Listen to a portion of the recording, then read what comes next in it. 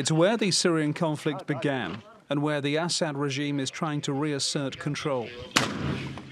But these are members of the Syrian opposition in Deraa province in the south, trying to hold back a military offensive that started last month.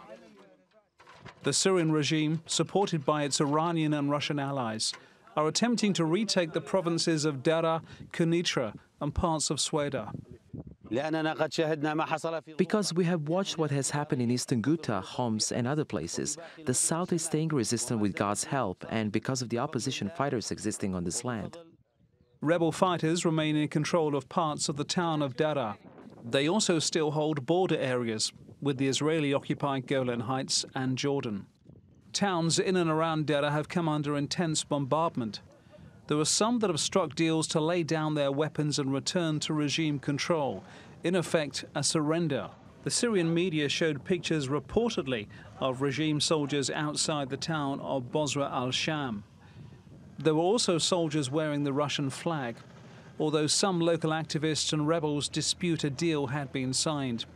But the fighting has caused tens of thousands to flee the area, many stranded at the borders of Jordan and Israel. We want tents and bread. We are living in the streets, and we need help. We fled from the shelling of the regime. They destroyed our cities and killed our children, and left us alone in the street. Attacks that are condemned by the EU, that call them a clear violation of international and humanitarian law. Jordan is sending supplies, but says its border will remain sealed. Hopes for these people, many of them injured, center on talks between Russia and Jordanian officials and the possibility of a ceasefire. That may be a forlorn hope.